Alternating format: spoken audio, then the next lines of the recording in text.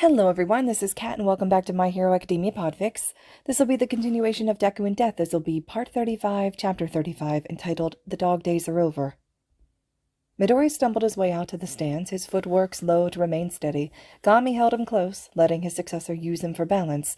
To anyone who saw him, his injuries explained away the strange manner in which he was walking, and in a way they'd be right. He emerged from the arena interior, surprising his classmates who eagerly waited for his return, swarming him without hesitancy. "Midori!" Uraraka cried. "You're all right." "Good to see you're walking," Asui had croaked. "But let's get you seated." "I would have to agree," Gami retorted. Midori just laughed awkwardly. Okay, I just need some space." His friends parted like the sea, allowing him a clear path to his seat. Gami carefully helped him sit down, again, his strange movements easily attributed to the nature of his condition. Of course, once he was seated, he was once again free game for bombardment. "You were insane!" Uraraka pumped her fists. "I wanted to tell you right away how impressed I was, like you did for me, but Recovery Girl wouldn't let any of us into the room, so we just had to wait for you to come out." Recovery Girl barred them from coming in to check on him. But why did she let Todoroki in? Why did she let Todoroki stay, even as he was unconscious? Did she somehow know the tension between them, and allowed them to have the empty space to resolve everything upon waking? Is that why she didn't make an appearance until after they got everything off their chests? He looked down at his mummified hand, watching his fingers shake slightly. He owed her this little bit more than he already knew. "Well, I appreciate it nonetheless." He scratched at his cheek, but really ended up just jabbing himself in the chin due to his compromised motor skills. Mineta made his presence suddenly known, no one having an idea of where he came from in the first place. "That was scary as hell, Midori. No pro's gonna want to hire you after that." And maybe Mineta didn't mean it, but his comment went straight to Midori's heart, cracking at his confidence. He didn't miss the way the crowd had hushed into murmurs upon him revealing the true extent of his powers, because sure, they'd seen his scythe in action during the first two events, but not blasting away deadly levels of ice with ruthless pressure.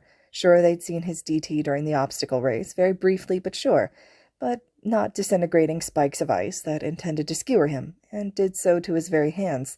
Sure, they'd seen the explosions by hand during the cavalry battle, although they were so brief that he doubted all too many people really noticed them, but not as he tore his nerves apart, using them protecting himself from Todoroki's rage. Midori's shoulders had fallen at the thought. He didn't miss the way the people slowly realized how dangerous he really was. Asui had jabbed Mineta in the face with her tongue, sending him flying back. "Don't pay attention to him, Midori. If they're real heroes, they'll recognize you for the power that you undoubtedly have and the potential you displayed." Uraraka shook her fist in agreement. "Yeah, 'cause I'd totally say I'd hire you in a heartbeat. You were awesome." Even their other classmates who'd been listening in from the outside chimed in to support him. "Yeah, man, you were unbreakable out there." Kirishima clashed his fists together. "Your movement was crazy slick," Ashido cheered. Dark Shadow had popped out from over his shoulder. "Midori, I was rooting for you. You're the coolest."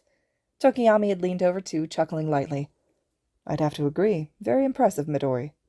Midori's heart had swelled at the praise of his friends. He knew his journey to heroism wouldn't be without its hitches, but with all these people, with all the people who cared about him at his side, he could do this. He wouldn't let anyone use his vulnerabilities to hurt him any longer, because he not only acknowledged them, but he had people to refute them completely. "Thanks, guys." He desperately tried to hold back a sniffle. "That means a lot to me, to hear you say that." Uraraka nudged him lightly on the shoulder, extra careful not to disturb his injuries. "You're the one who told everyone that it was up to us why we were here, and the same goes for you. You're here to be a hero, so don't let other people's fears stop you." His speech, that's right. He nodded firmly at her. What good would his words be to others if he didn't believe them first and foremost? "Just as they are lucky to have you, you are lucky to have such supportive people in your life." He really was. "So, Midori," Uraraka shifted the topic, "those explosions you were making during your match with Todoroki, what are those about? I thought your quirk was Reaper." He held up one of his hands, unable to stop his fingers from trembling, and even though his fingers were gloved underneath all those bandages, he hoped that he could get the point across. "Well, I figured out during the USJ that I can decay the air molecules by hand, and by doing that I can make the same kind of explosions that I can with my scythe." "Whoa," Asui mumbled, pressing a finger to her chin. "That's a lot like Bakugo." He laughed uncomfortably. Yeah, though, without the heat and the smoke, it's definitely not as strong. Plus, the limited surface area of my fingertips prevents me from really making any explosions bigger than a certain size. He looked back at his raised hand. He made the effort to curl it into a fist, and after some struggling, his fingers obeyed, though not without persistent shaking. But I have to figure out a different way to utilize this new ability, because the way it is right now, it's tearing my body apart. Those blasts you've been using, they're causing your body extreme nerve damage. He needed to find another way. Uraraka smiled softly at him. I'm sure you'll figure it out. Yeah, he hoped so. Though it took him a bit, he finally noticed what was off about the situation. Hey, where's Ida? And now, Ida versus Shiyazaki. Ah, never mind. Two figures walked out onto the newly repaired battlefield, the teen easily being able to pick out each of them by their gait alone. He'd made it back in time. Now he'd get to see all the rest of the matches in person. Gami helped him shuffle to the edge of his seat as he tried to get a better look at the arena below. It was unfortunate that he couldn't really take any notes, despite having his book and pencil within reach, but he wasn't even going to bother. Not with the way his hands shook against his knees, not with the way that he couldn't even zip up his own jacket without struggling. He convinced himself that he really didn't need to take any more notes, if only to put his depressing thoughts to bed. Midnight started the match, and instantly his focus had boomeranged onto the two competitors. Shiyazaki immediately grew out her hair, sending her vines burrowing and charging toward Ida in a flash. Ida didn't seem to care about the immediate rush, lowering into a racing position, and with a burst of bright light and sudden speed, he zoomed forward and out of harm's way. Whoa, it's that move again! He gasped in awe, remembering the burst of speed from the cavalry battle that ultimately took the 10 million. Ida's calling it Recipro Burst. Uraraka had filled in. They watched their friend twist behind Shiyazaki, and she had no time to react as he immediately pushed her out of the ring. Her burrowed vines were unable to compete with that speed. Shiyazaki is out of bounds. Ida moves on to the third round. Ida moved to bow in respect, but Midori noticed how he really struggled to bend his legs. Thick plumes of exhaust were leaking from his engines. It was like what had happened during the cavalry battle, where, after Ida allowed Todoroki to steal their headband, he was almost unable to move. This new move of his seems to burn out his engines. Gami read his thoughts exactly. That was fast, Uraraka pointed out toward the arena. They're already moving on to the next match. And sure enough, two more figures approached from the opposite sides. Tokoyami versus Ashido. Wait, he looked behind him, only to see those two people were missing from the stands. When did they leave? He hadn't even heard them go. He was more out of it than he thought. He patted his cheeks gently, trying to snap himself back into focus. He could barely feel the touch in his fingers. Midnight waved her whip to start the match. Tokoyami called for Dark Shadow, who loyally appeared at his side, and with a flick of his wrist, the bird had zoomed toward Ashido. She desperately tried to impede his progress with balls of her acid, but Dark Shadow was simply too nimble, dodging each projectile easily. He rushed and slammed into her, and since Ashido had been slowly backing away the entire time, she had no more room to spare, falling off her feet and right out of the ring. Ashido is out of bounds. Tokoyami moves on to the third round. Crazy fast, Uraraka cheered. Dark Shadow is awesome. Midori got caught up in the excitement. Gami pouted jealously beside him, and his successor rolled his eyes sarcastically, though he subtly nudged his arm just to remind him that he wouldn't be replaced. Already the last two competitors had headed out to the field, causing Midori to search behind him again. How stealthy were these people? Bakugo versus Kirishima. This one won't end quick like the rest, Midori thought out loud, looking down at his classmates. Kirishima's super resilient. He'll be able to handle Bakugo's explosions as long as his hardening holds up. Uraraka looked at him with a cock of her head. Can he beat Bakugo before his quirk gives out? Midori pondered for a moment. Honestly, he has a really good chance if he goes for pushing Bakugo out of bounds, but Kirishima has a pretty strict moral code. In his mind, fighting Bakugo head-on is the only way to win. Midnight barely began the match before Bakugo rushed Kirishima with a series of explosions, seemingly following Midori's thought process. He knew that if he let the match drag out, things would start to get complicated. He guessed that Bakugo wanted to land some brutal hits before the other could really harden himself. But his eyes widened as he saw Bakugo pull away, and the air was splattered with a light streak of red.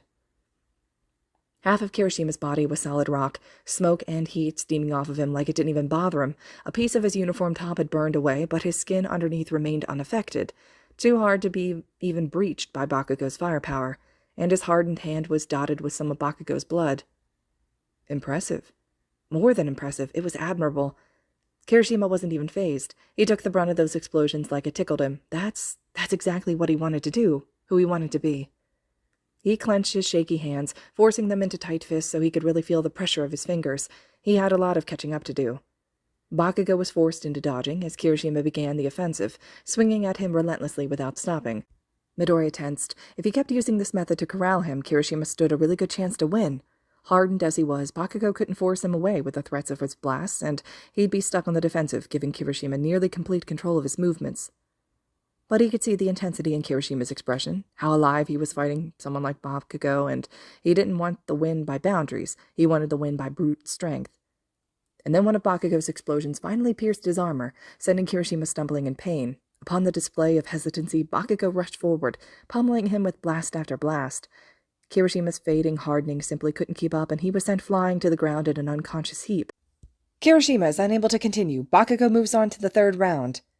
He almost had it, Midoriya sighed. Still, that was crazy impressive. Bakugo's just too brutal, Uraraka cried out with a wave of her fist. Midoriya leaned back in his seat.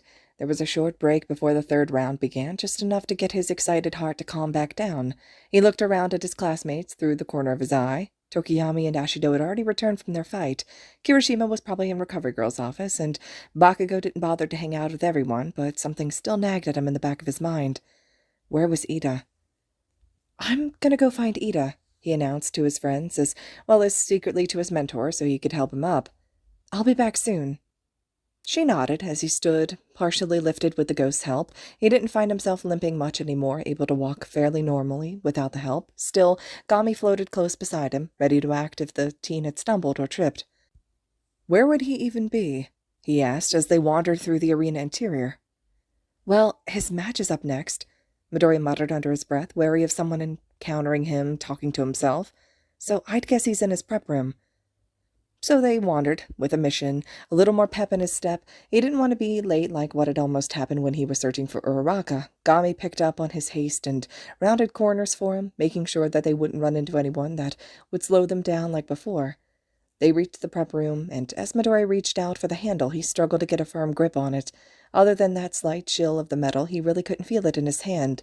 He hesitated, unable to rip his eyes away from his fingers that trembled ever so slightly now. Recovery Girl did say that she would finish healing you later. Gami placed a bony hand on his. What if after it still doesn't go away?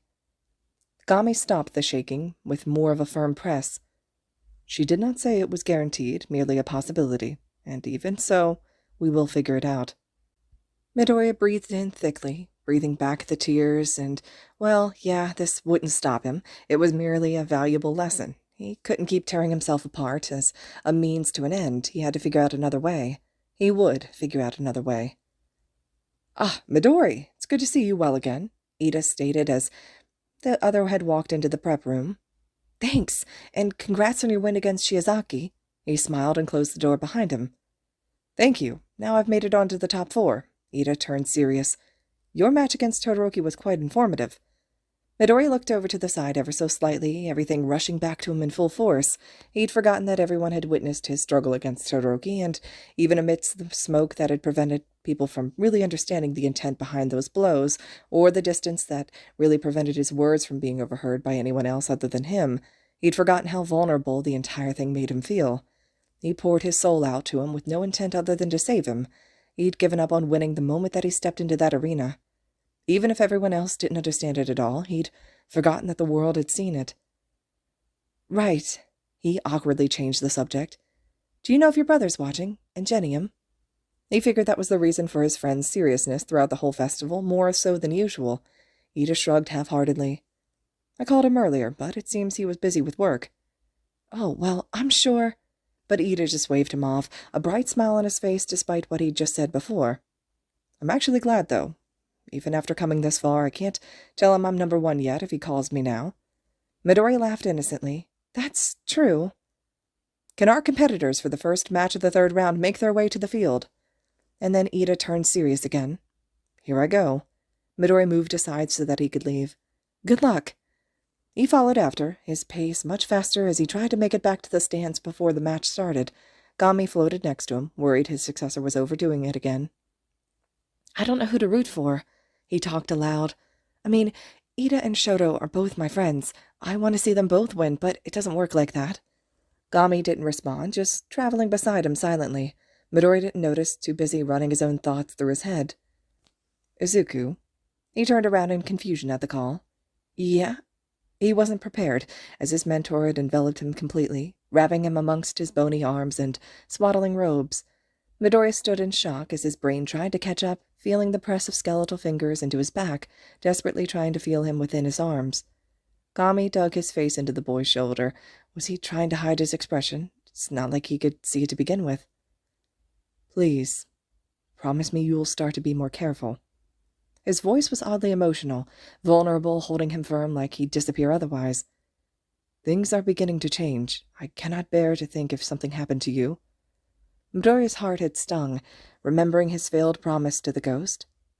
I will. I'm sorry. He couldn't continue to remain this reckless with his own health. He thought he could just power through the pain because he was immortal, and he could, but not without hurting the people close to him in return. He would figure out another way. Gami pulled away, fixing the wrinkles in his cloak. I apologize. Let us hurry. We do not want to miss the match. Don't apologize. You're right. Midori beckoned him to follow. Like you always say, we'll figure it out together. He nodded, and the duo had rushed back to the Class 1A stands, with Uraraka waving him down. Hurry, it's about to start, she cried. He plopped himself into his seat, something he probably shouldn't have done with his recovering body, but his excitement had triumphed over any pain. He could see both Ida and Todoroki staring each other down in the center of the arena. Start! Todoroki began the same way he'd always, a massive wave of ice erupting from his right foot, intending to freeze Ida in place, but their class president refused to go down that easy, jumping over the ice with great range thanks to his engines. Whoa! Uraraka pumped her fists. It's his standing long jump from the quirk apprehension test. She was right. That was the exact technique that he'd used during that long jump test that seemed so long ago, even though it couldn't have been more than a month. Crazy how fast time seemed to fly here at UA.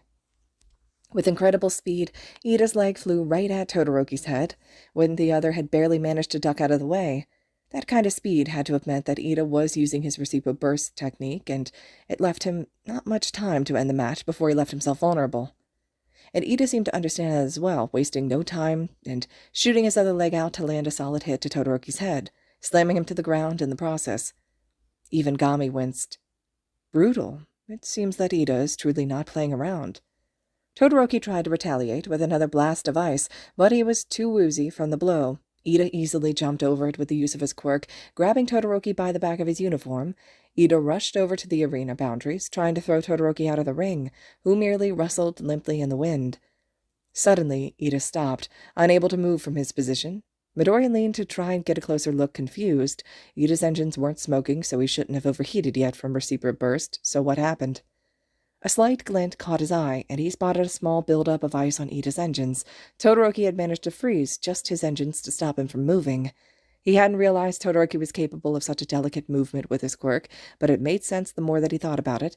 He'd been just using his right side from nearly the beginning of his life. He was bound to have a higher level of experience with it than he realized. Todoroki then reached out for Ida's arm, and he used the opportunity to freeze him all the way to his upper chest, leaving his legs trapped and completely immobile. Ida tried to break himself free, but the thick ice had completely halted his movements. Ida's immobilized. Todoroki moves on to the final round, without using his fire. Yeah, Todoroki didn't use his left side at all during that match, despite the multiple times that it could have benefited him against Ida. The fire definitely would have kept him away better from the waves of ice did, but Midori just saddened at the thought. Maybe he hadn't done enough to help Todoroki break free from his father's control. But this was okay. Progress wasn't instant. He knew that. He shouldn't expect anything to be instant. Everything took time. Here he was just finally breaking away from his own father's control after nearly 11 years. Whatever happened, whatever it took, he had promised Todoroki that he would never give up on him. This was not a setback, but merely the first step. Whoever was waiting for them in the future, they'd come at it together. The arena was cleared of ice, leaving it to be cleaned for the final match of the third round. Tokoyami and Dark Shadow stood together in one corner, and Bakugo stood in the other. If Dark Shadow's weakness is light, it's really as crippling as Tokoyami had said, then this is a terrible matchup for him. I believe in Tokoyami and Dark Shadow. I think that they can pull through this, Midori responded, seemingly talking to himself. Start. Bakugo rushed headfirst at Tokoyami, who had called Dark Shadow to aid him. The bird threw himself between the two, taking the brunt of Bakugo's explosion. Tokoyami had tried to create some distance between them, but Bakugo remained relentless, pummeling them with explosion after explosion. Finally, they were able to find some breathing room, Dark Shadow returning to Tokoyami's side to rest. He's trying to charge Dark Shadow back up, using the darkness from his own shadow, Midori exclaimed in excitement, thoroughly impressed. Uraraka's brows furrowed. But isn't the light from Bakugo's explosions keeping him from doing any real damage? Yeah, but he still has a real shot at winning as long as Bakugo doesn't figure out that weakness, he replied, second-hand, adrenaline coursing through him at this point. Bakugo charged again with another explosion, Dark Shadow rushing to take the hit. Tokoyami commanded his partner to grab him, but Bakugo dodged well with another timed blast, flipping right over him. Tokoyami called for the bird to protect him from behind, but was met with a blinding blast of light from Bakugo's hands, one that stretched across the entire arena. Midori, along with everyone else, shielded their eyes from the light, but what most concerned him was the way that Gami shrieked and hissed like a wounded animal, flying into the cement of the arena to hide himself. As things returned to normal, the audience was met with the sight of Bakugo standing over Tokoyami, one hand on his beak, the other making constant small explosions to keep Dark Shadow at bay. They seemed to talk a bit. Whatever they said was able to be actually heard from the stands. Tokoyami surrendered. Bakugo moves on to the final round. Midori was disappointed that Tokoyami wasn't moving on, but right now he had more important things to worry about, such as the disappearance of his mentor. He tried his best to subtly look from side to side, panic brewing under his skin. He knew that Gami hated the light, but he never really had seen a reaction like this from the ghost. That being said, he'd never really been exposed to that level of light before, but still. He noticed a piece of his robe that was coming up from the concrete floor beneath him, and very slowly he rose up from the depths. He seemed extremely submissive and light-headed, struggling to maintain a form as he began to trickle into the fog. I apologize for my unsightly behavior. He struggled to get the words out, trying to keep himself together. The light hurts my head. Midori couldn't respond directly to him, amongst all of his classmates, but he held his hand open along the armrest of his chair, casually inviting Gami to hold it. The ghost did just that, trying to focus on Midori's touch to bring his composure and subsequently a more physical form back to him. Ida, you're back, Uraraka called out from beside him.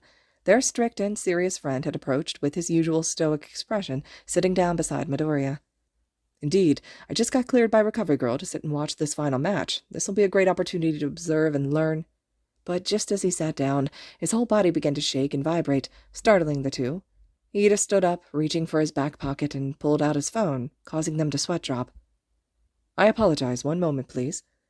And then Ida left from where he came, heading back into the arena interior. Uraraka then turned back to him. So, how do you think this final match is going to go? Well, Midori thought for a moment. They're both easily the strongest members of the Class 1A, so I could see this going either way. If Todoroki continues to refuse to use his left side, he places himself at a disadvantage. That was true. It was no secret that he wanted to see Todoroki win, at least to him and Gami, but only using half of his power wasn't going to be enough. He didn't think so, at least. It was at that moment that Ida returned, though with a glum, dark look on his face. I'm afraid I must cut out ahead of schedule, Ida mumbled under his breath, not wanting to catch the attention of the rest of their class. Uraraka and Midori stared at each other before turning back to their friend. What's wrong? The serious class president they were all so used to seemed to multiply tenfold, smothering the air in tension. My brother was attacked by a villain. Todoroki sat alone in the prep room, staring down in his left hand. He'd been free from the hate that had taken control of him, but as the relief from the clarity had worn off, he found himself lost again. His mind was a swirling mess of thoughts and emotions, with one being at the eye of the storm. It's your power, isn't it? Before his fight with Midoriya, he'd never thought about it that way at all. He saw it as a reflection of his father, the exact thing that had driven his mother away and torn his family apart. He'd sworn to himself never to use it, not only to rebel against his father, but because it was his left side that had driven his mother to attack him in the first place. But by dictating the rest of your life to one half of yourself, you're not denying him anything. You're giving him complete control over you. But had he been wrong this whole time? Sure, his father had been the one to tear everything apart, but by hating the man with every fiber of his being, was he equally guilty for leaving the tear unstitched. Suddenly the door to the prep room was kicked open, slamming violently against the wall and startling Todoroki out of his thoughts. He slowly looked over to the side, only to see a confused Bakugo staring back at him. They both didn't say a word, simply staring at each other, before the blonde came to his senses. Huh? The hell are you doing in here? Bakugo looked back outside the room and nearly kicked himself. Crap, this is room 2. Todoroki didn't bother to respond, simply looking back down at his hands, deep in thought. The blatant disrespect fired up the ugliness side of Bakugo, pissing him off despite being fairly calm upon entering. He swaggered over to the table Todoroki was sitting at, raising a hand threateningly. Hey, I get that I walked into the wrong room. He seethed through his gritted teeth, hands beginning to spark. But you're giving your final opponent the cold shoulder. What's the big idea? But Todoroki still continued to ignore him. He didn't care much for Bakugo, and he certainly didn't want to waste his energy talking to him. He just wanted some time to think because everything felt so overwhelming and chaotic. He was lost. Bakugo didn't take too kindly to that, slamming his hand down on the table in an explosive rage. Look me in the eye, Two-Face. But Todoroki was unfazed by the explosion that just happened before him, watching the smoke simply fade away into nothingness, still looking down at his left hand. How much had he been wrong about? That... Izuku basically told me the same thing. He muttered to himself. Bakugo was caught off guard. Since when had Todoroki been referring to Midoriya by his given name? They couldn't be that close. They'd only met a month ago. He found himself growing angrier. Why did that stupid brat keep worming his way back into his life? Todoroki lifted his hand closer to his face, staring delicately atop his fingers, his thumb running down to the tip of his pointer finger. He stared at his hand intently, wondering when things had gotten so complicated. He'd been so sure of himself before, but he went out of his way to free me of the hate that was holding me back. He set his hand back down on the table, still with his palm up. He didn't look at Bakugo. If anything, he really wasn't looking at anything at all. His mind was lost in his thoughts, lost in the hurricane that had overtaken him. You've known him since you were kids, right? He knew that was true. He wasn't looking for Bakugo to respond. In fact, he'd nearly forgotten about the blonde's presence entirely. Has Izuku always been...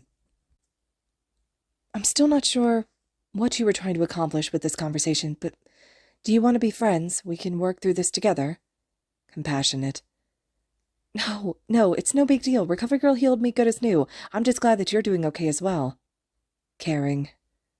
I don't understand it either, but I want to help you. Selfless. You may not right now, but whenever you need me, I'm always here. Earnest. Who says I'm done? Persistent. By dictating the rest of your life to one half of yourself, you're not denying him anything. You're giving him complete control over you. Determined. It's your power, isn't it? You decide what you want to become. Wonderful. Like that? Bakugo scoffed in pure anger, clenching a fist to his side. Why did that fucking pathetic nerd keep worming his way back like some unwanted scum that he was? His legs shot up in nothing but fury, completely overtaken by his rage. Who the hell cares? He yelled at the other, kicking the table out from under him. Todoroki looked off into the void, though not without a look of shock on his face. His eyes seemed empty and yet full of emotion at the same time, and it pissed Bakugo off to no end. All his stupid speeches. The blonde seethed, getting right into Todoroki's face. He grinded his teeth together violently, looking at the other with nothing but hate. And you, your family, your damn feelings? He practically spat at him. Who fucking cares? That got Todoroki to look at him through the corner of his eye. How would Bakugo know about that? It's not like Midori would have told him. Unless he was listening in the whole time. Come at me, with your left side. Go on. Todoroki had never felt so directionless in his whole life. Bakugo slammed open the prep room door. He was so fucking done, so fucking pissed off. He'd come in here to chill, and now he was leaving more of a wreck than before. It was all that stupid fucking nerd's fault. He hated him. Hated him with every fiber of his being. Why couldn't he just die already? I'll crush those damn flames like I do everything else. At last, we've arrived. The best of the best among UA's first years will be decided. Midoriya sat anxiously at the edge of his seat. He really wanted Todoroki to win. He wanted to see his friend succeed. Besides, would he really be cheering for Bakugo? It's the final match, Todoroki versus Bakugo. He was really worried about Ida and his brother, but he pushed the thought aside. There wasn't much that he could do about it now, and he didn't want to let his paranoia tear him apart while he could do nothing. He'd check when he got back home and hope that it wouldn't come to that. Ingenium would be fine. He stared down onto the field. Bakugo looked so bloodthirsty, ready to rip Todoroki's throat out, while the other looked so blank. It was just a stark contrast of emotions, leaving Midori worried if something else had happened between them. Still, he clenched his fist in anticipation, unable to feel anything other than the drive in his heart. "Start!"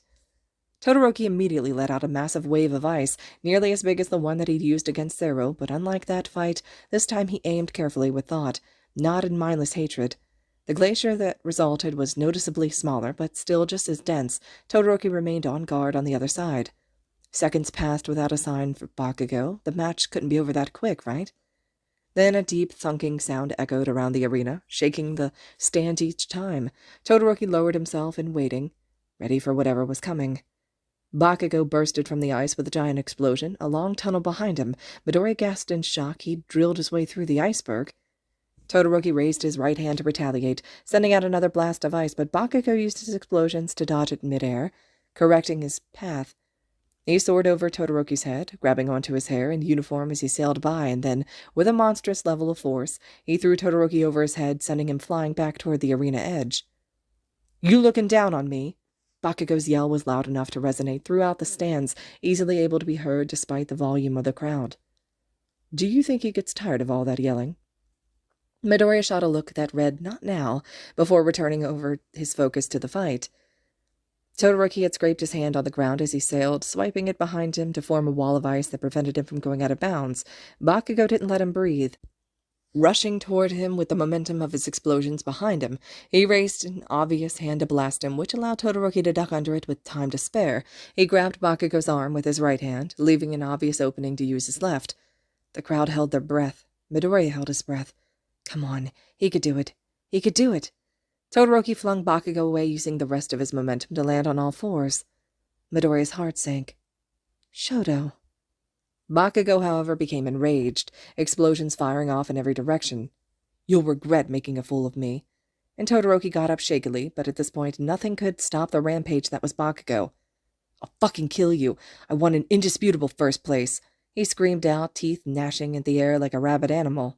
"There's no point in winning against some half-ass punk, no point in beating someone who takes that shitty-ass nerd more seriously than me, so if you're not trying to win, get the hell out of my face." Bakugo then raised both hands over his head, filled with nothing but rage and hatred and boiling anger. "Why are you even here, you bastard?" Bakugo launched himself at Todoroki, using his explosions to propel himself into the air. He started firing radically, off around him, the momentum spinning him like a human artillery shell. Smoke and dust circled into a tornado, making him resemble a gigantic drill on the face of his construction equipment. Midori watched as Todoroki seemed to resign to his fate, to resign to the world around him. He watched him give up, lowering his hands in defeat. He watched Todoroki lose the will to fight, losing the life in his eyes. No, not like this. And in return, his heart, his veins, his very soul burned with persistence. Todoroki never felt so lost in his life. He wanted to be a hero, but he wasn't even sure what he wanted was right anymore. Had he ever been right about anything in his life? He didn't know, and he didn't know what to do about that. He lowered his hands, unable to feel anything as Bakugo barreled towards him. "Shoto!"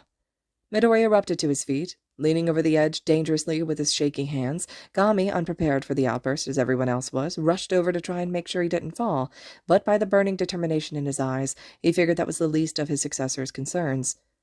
"Don't lose!" he cried out from his very soul. "Do your best!"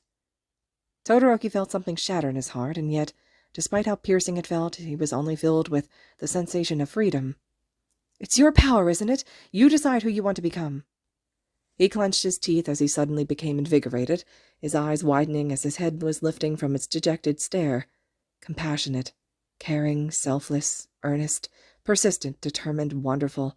His left side had bursted into a shower of beautiful flames. Midori's face grew to a bright and wondrous smile, his hands gripping tightly onto the metal railing, not in fear, but in pure and absolute awe. How incredible. How absolutely incredible. Todoroki raised his flaming hand right at Bakugo. He pumped up the flames on his skin, watching them grow and dance in the air, prepared to blast him right out of the sky. But whatever had broken in his heart had broken in his very soul, and just as suddenly as his drive had came, he lost it once more. Midoriya watched in horror from the stands as Todoroki dropped his left hand at the very last second, but before he could cry out, Bakugo pummeled into him with an explosion so brutal and massive that it nearly rocked the arena as violently as their final blow had. Ice shattered outward like glass, smoke and heat rocketed toward the stands with unyielding intensity, and a light flashed so bright that Gami once again went into hiding, though not as bright and inherently painful as during the fight against Tokoyami. Midori was blasted back into his seat by the very pressure of the shockwave, just barely holding in his cry of discomfort as his back had collided with the chair. Still, as the smoke cleared, he clawed his way back to his feet and to the edge of the stands, desperately trying to see. Todoroki laid unconscious against a blockade of his own ice around the outside of the barriers of the arena. And Bakugo, who had laid on the ground of the arena center, didn't seem to feel all too happy about that. His shocked eyes turned comfortably back to rage as he picked his deadbeat body back up by sheer will alone. "You put out your flames!"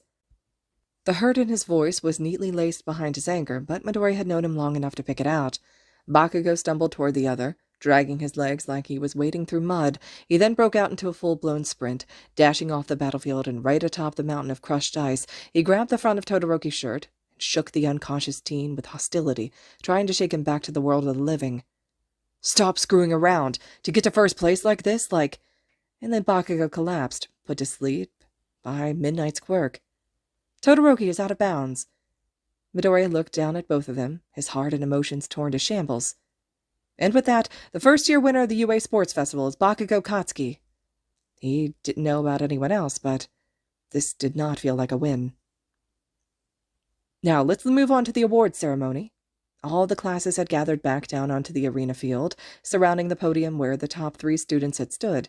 Tokoyami stood firmly on the third-place pedestal, arms crossed and slightly inched away from the center of the podium. Todoroki stood quietly on the other second-place pedestal, his eyes completely blank and empty as he stared into nothingness, and Bakugo stood chained to the first-place pedestal, prevented from speaking by the metal gag that was covering his mouth, though desperately trying to claw his way towards Todoroki. His classmates stared, embarrassed at it all, and who could blame them? They certainly are an interesting trio. Interesting indeed. In third place is both Tokoyami and Ida. However, Ida was forced to leave early due to a family emergency. Midnight winked sadly, not fitting the situation at all. "We hope you understand." Midori thought back to before. "My brother was attacked by a villain. He'd check when he got home. He didn't need to, but he would do it just to satisfy his own paranoia, but he wouldn't need to. Ingenium would be fine." Midnight then smiled. "Now for the medals. Presenting them this year is—" A figure he couldn't see before, having been hidden in the sun's glorious light, suddenly jumped from the top of the arena. "I am—" He landed right in front of the podium with extraordinary power, shaking the very earth as it bellowed beneath his feet. "Here with the medals." The crowd had erupted into a magnificent applause at the sight of the #1 hero, and who wouldn't, as he stood confidently in all his glory, flexing his muscles for all to see and admire. He is shaking. Midori couldn't help but see that over everything else. All Might approached Tokoyami first, dressing him with a shiny bronze medal. They seemed to chat for a little before the hero had given him a crushing hug, causing Midori nearly to break out into a fit of giggles. He really admired the relationship Tokoyami held with Dark Shadow, likely because it reminded him so much of the one he had with Gami, and it was easy to see how strong that relationship was, having brought him to third place amongst all the students of the first year. But as much as he admired the duo, seeing Tokoyami stand on the third-place pedestal reinforced the decision that he'd made at the beginning of the day to do this alone. As far as that relationship had brought him, Tokoyami's dependence on Dark Shadow was what prevented him from climbing any higher. Whether he realized it or not, his partner had carried him through the festival, the key to his success all the way. Midori didn't mean any shade against them. That's just how it was. As much as Gami had protested being left on the sidelines, Midori knew it had been the right decision. Not only was it fair in his heart to his morals, but this had helped him to understand where he needed to work towards as an individual. He realized the gaps in his strength, the flaws in his current strategies and techniques, where he could improve and what he needed to change. He had a new goal to strive towards, a new level he needed to reach. He'd learned a whole lot from this, and that was worth his standing now. All Might approached Todoroki next, placing a silver medal around his neck. The two chatted as well, much too quietly for anyone other than them to hear. Midori watched worriedly, finding himself hoping that everything was all right, especially after everything that had gone down today. Gami touched his hair, digging his skeletal fingers beneath the locks. "I am sure things will turn out all right, but there are some things that people must do on their own." Todoroki looked up, locking eyes with him, and so Midori sent over a warm smile. It wasn't anything extravagant, certainly not noticeable amongst everything else, but it was noticeable to Todoroki, as much as he wasn't expecting it, and instinctively he couldn't help but give a small smile back. And in that moment, the world was perfect because everything was okay. Gami socked him lightly in the arm, and Midoriya laughed quietly, threatening to shoo the old ghost off. All Might gave Todoroki a tight hug, just as he did for Tokoyami, patting him gently on the back before moving on to Bakugo. The number one hero had stared awkwardly at the student before him, unsure of where to start, before finally settling on removing that metal guard that prevented him from speaking, and boy was that a mistake when he realized it instantly after. Everyone flinched back as a string of venom and profanities had ebbed out of the blonde. His body twitched and his eyes bulged, leaving him a seething mess against the stand. All Might held the gold medal out, but Bakugo angrily thrashed away from it, screaming and yelling about how he didn't want to accept it. And so began this awkward dance between the two, as the hero uncomfortably tried to award him the medal as quickly as possible, with Bakugo doing everything in his power to avoid the gold like it was poison to his skin. Finally, All Might forced the ribbon on Bakugo's face and settled when the student had chomped down on it. Midori couldn't blame him, rubbing at his neck sheepishly. "How embarrassing," Gami spat with a disappointed sarcasm. The teen had to stifle his laughter, holding a hand at his mouth. "These are your winners," All Might announced, but he held up a hand. "But hold on, everyone." He then turned to the classes that were gathered around the podium, showcasing them to the audience with a wave of his hand. "Everyone here today has the potential to be standing up here as well, as you all witnessed." That determination from before wormed its way back into Midoriya's soul.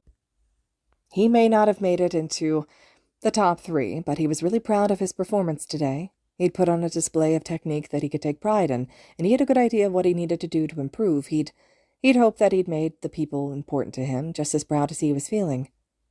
Competition, encouragement, pushing others to climb higher and higher.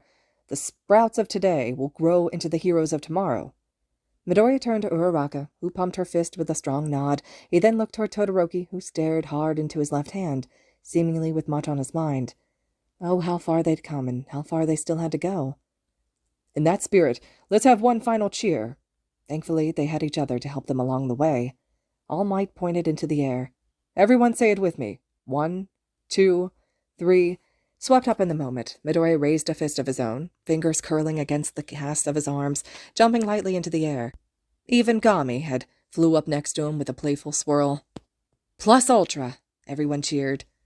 "Thanks for the hard work," All Might yelled alone, and then the audience bursted into cacophony at the discrepancy, causing Midoriya to smile at the innocence of it all. Everything was okay again. The first-year students were eventually led back inside, leaving them to separate to their designated locker rooms to change back into their school uniforms. Midoriya instinctively moved over to his locker to grab his clothes, but he struggled as his fingers fumbled miserably with the latch. He just couldn't get them to grip right. He was flailing like a newborn. Come on, this should be easy. It was just a latch, for crying out loud. He ceased his struggles instantly as Gami had placed a hand atop his. "Let me help you." And the ghost had guided his hands with his own, puppeteering them with his phantom touch. The movements looked so normal it almost was suspicious, considering he'd been fumbling around with his hands for a while. Midori relaxed, giving up control completely, allowing his hands to be moved for him, and sure enough the latch popped open as normal. He wasted no time grabbing his clothes and heading to a stall, the same one he always used, but upon closing the door and locking himself in, he realized that changing may prove to be more difficult than he'd first thought. His fingers just didn't have the mobility that he used to, and he just kept failing simple tasks. He couldn't untie his sweatpants, he couldn't unzip his jacket, he couldn't slip his arms out of his sleeves, and he was going to get frustrated, because he already was, but he didn't want to ask any of his classmates for help. He just didn't want to be seen like this, so helpless and vulnerable. Gami watched him waddle around directionless and sighed, bringing a hand to the wall to see if he could touch it. "Come," he beckoned. "You are lucky I'm solid enough currently." Midori grumbled from his earlier frustration, but otherwise made no arguments, holding out his arms like a mannequin. But Gami didn't tease him any further, keeping any comments to himself as he carefully stripped each layer of clothing, never once sparking a wince or a flinch of discomfort from the other. The teen recognized it all, because how could he miss it? How could he miss the way that his mentor only wanted to care for him, to keep him safe? How could he miss the way that his mentor only wanted to keep him happy, and even when it meant not being happy himself? He fumbled as Gami slid his undershirt over his head. "I want to thank you for respecting me and letting me do the festival on my own." "It is what you wanted." He did his best with the tie, but it still came out imperfect. "I understand." "No, I mean, I know it was hard for you." All you wanted to do was help me, and I wanted to push you away." Midoriya held his arms out so Gami could guide them through the sleeves. "That kinda had me thinking." The ghost fumbled with the buttons of unfamiliarity, nearly causing Midoriya to lose his train of thought as instinct told him to tease the other, but now wasn't the time. Maybe later, but not now. "This sports festival, it was a good opportunity to help me see where I alone really am among my classmates, and I realize I have a lot of catching up to do." He looked at his bandaged arms and tingling fingers, painfully aware of how he couldn't control the slight movements they made. "I have to improve and get better, not just to protect people, but to protect myself so that people don't have to worry about me." Gami ruffled his hair playfully before reaching over for his overshirt. "The people in your life will always worry about you, no matter how strong you become. It is simply the nature of being cared for." "That's exactly what I'm talking about. I mean, I'll never be alone. I'll always have you." He lowered his head so Gami could slip the shirt over. "So it doesn't make any sense to try and do this without you. To try and be a hero without you." He backed away for a moment to look Gami in the eye, letting the overshirt fall blissfully on his shoulders, draping him like a cape. It fluttered, but managed to hold on, resting firmly upon him. "I figured out where I need to improve alone, but I'm done trying to do this alone. If you can forgive me for pushing you away, would you be willing to move forward with me?" He held out a hand to him, managing to curl it into a fist, along with his mouth to a smile. "I want us to become the greatest hero duo that Japan has ever seen, partner." Gami huffed to himself. He was lucky. He was so lucky. What had he ever done in his life to deserve the radiance before him? He wasn't sure. He didn't have all the pieces. But whoever he was before couldn't have deserved this blessing he had now. He didn't think there was a human out there who did. He patted the boy gently on the head, moving some of his stray locks back into place. "There really is no need for you to apologize. Your request was perfectly valid." He returned his hand back to his side. "If I must admit, I do know how clinging and overprotective I can be of you. If anything, I hope you can forgive me for that." And that's why he would do anything to make sure that he stayed happy and safe. He had no other purpose in life, no other reason for existing on this plane other than the boy in front of him. And while some would call that a miserable way to live, he wouldn't have it any other way, because the human before him was absolutely wonderful. If anything, the little he could do to help was his payment for just the company alone. Midoriya was his whole world, and he would do anything to give him the world because that's what he deserved. So Gami raised his own skeletal fist in return and bumped it lightly against his successor's. "But I would be honored to accompany you on this journey that we can now call ours, partner. Besides, maybe a little hero work could do him some good." The ghost then suddenly went back to fixing his uniform, finishing dressing him with a slight tug. "You should head out. You spent a while in here." Midoriya nodded sharply. "Right." He then exited the stall swiftly, carrying his gym uniform back to his locker. Surprisingly, he wasn't the last one left in the room, but to be fair, he wasn't the only person injured during the festival. He guessed some of his other classmates were struggling to dress themselves just as he had. It reminded him how lucky he was to have Gami always with him. He managed to open the latch by himself this time, remaining calm when the first few attempts didn't work and slowly managing to pry it open. This rush of overwhelming pride hit him full force for something so small and insignificant, and yet he didn't mind it at all. Little victories, he told himself.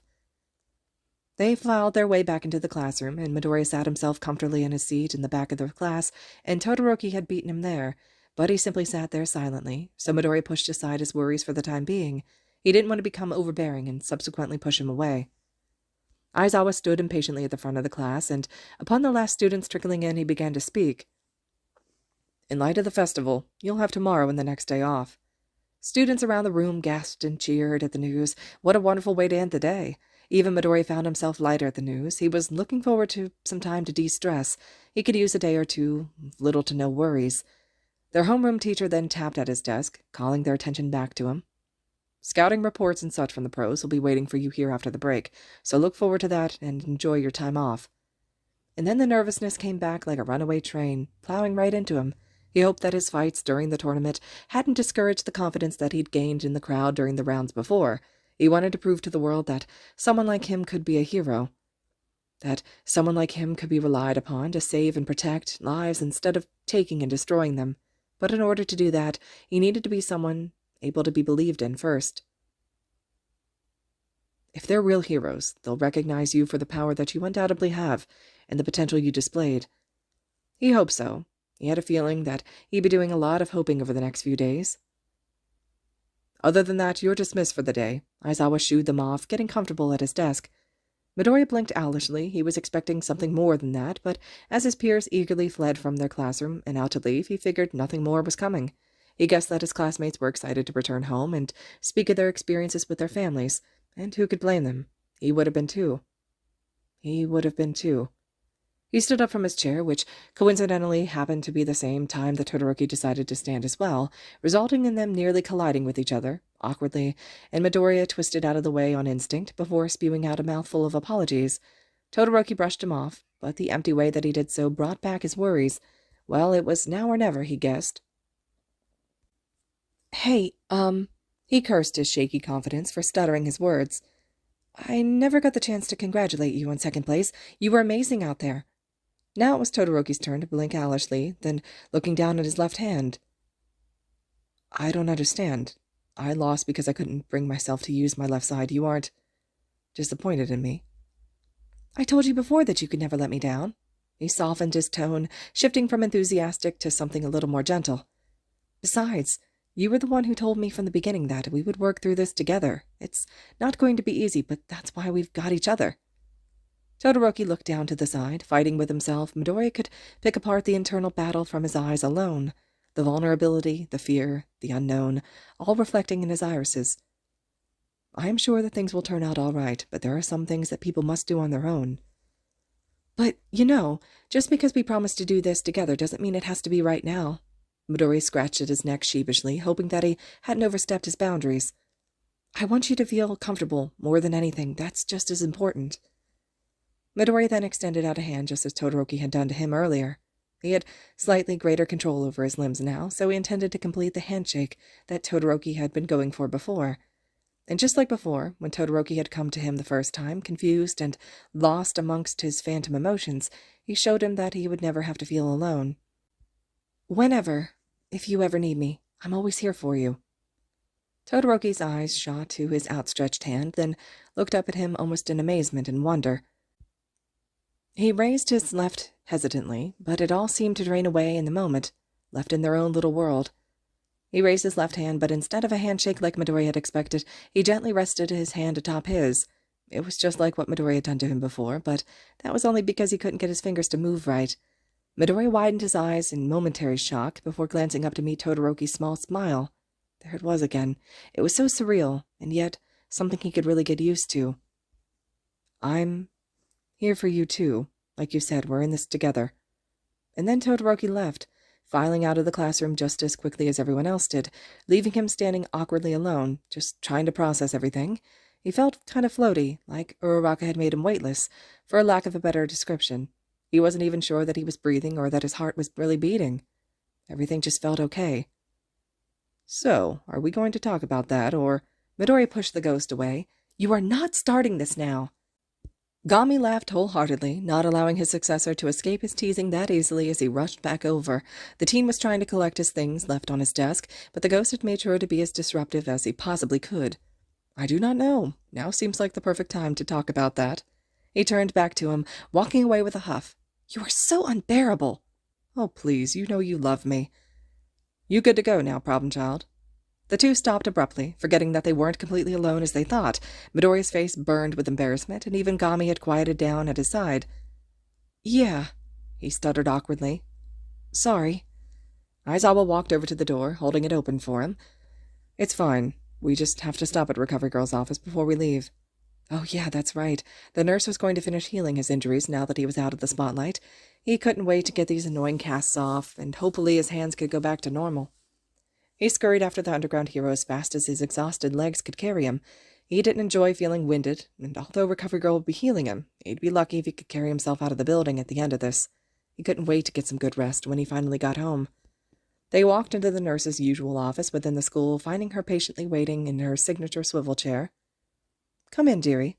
She called him over with haste. "I have to get back to the arena for the 2nd and 3rd year festivals."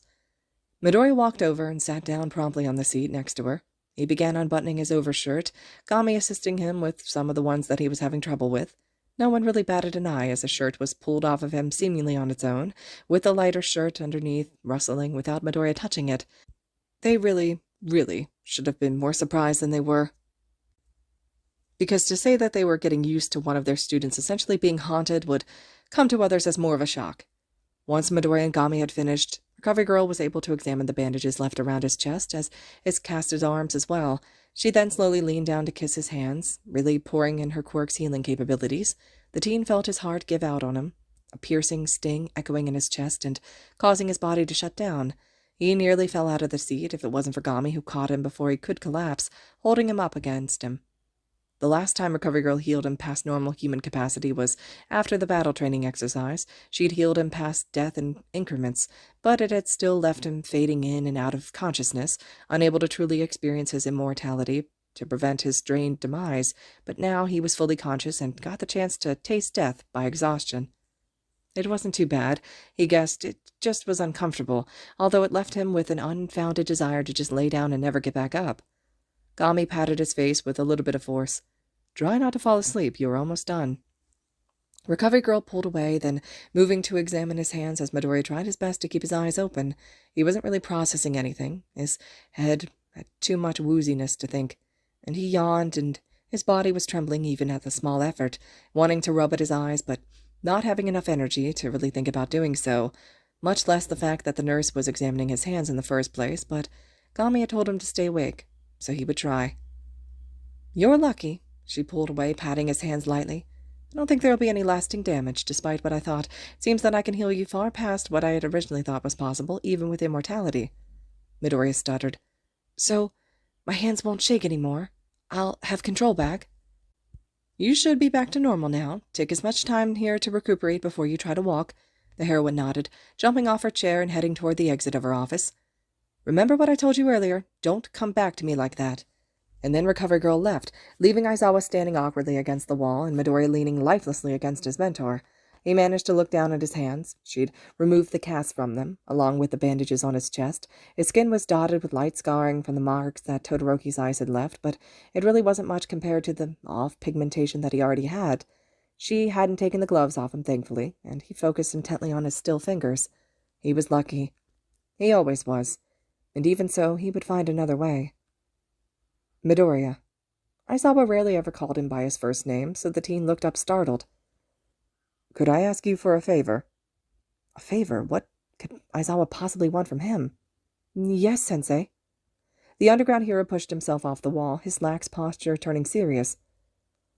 I don't really know if your abilities even work this way. I still don't really understand them, but... Midoriya sat up too, having Gami help him into a more upright position. There was this unreadable expression on Aizawa's face. He normally couldn't tell what the teacher was thinking to begin with, but that was usually because he masked himself so well. But now it wasn't anything like that. His face just looked so blank and lost. He hated how it looked on the normally composed hero. Do you have Ida Tensei's Ingenium, soul? Midori's heart dropped, and his stomach lurched forward and out of his throat, the color draining from his face. I don't know. He didn't need to check. He shouldn't have needed to check. He's not... He can't be. Aizawa looked downcast. The last time I made contact with Tsukuji, Ingenium was in critical condition.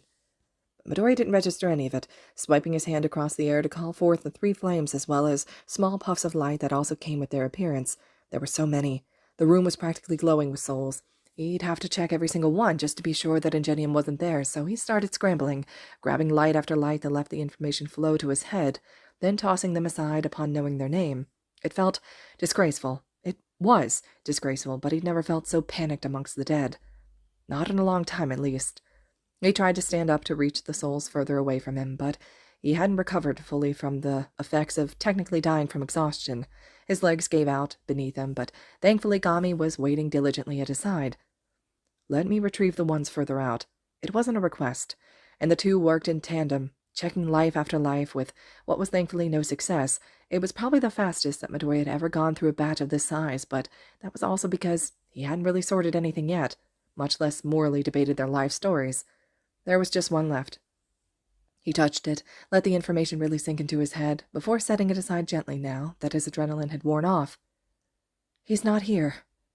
Aizawa let out a shaky breath along with him. That's good to know. He's a fighter. Midori, now much less panicked than before, tried to wrap his head around it all. But Ida didn't make it sound this serious. What happened? Aizawa looked reluctant to tell him, silently pondering for a good while. Kami had long returned to his side by now, keeping him steady as his body had threatened to give out on him from both overwhelm and fatigue. My brother was attacked by a villain. Everything had been okay. What had happened? And when Aizawa stared at him dead on, he really knew that this wasn't some sick over-exaggeration. Ingenium was attacked by the hero killer. All right, everyone. This concludes Chapter 35 of Deku and Death. Chapter 36 will be next. I hope you all are still enjoying this one. We finally made it through the Sports Festival arc. Let me know your thoughts and reactions below, and as always, thank you so much for listening.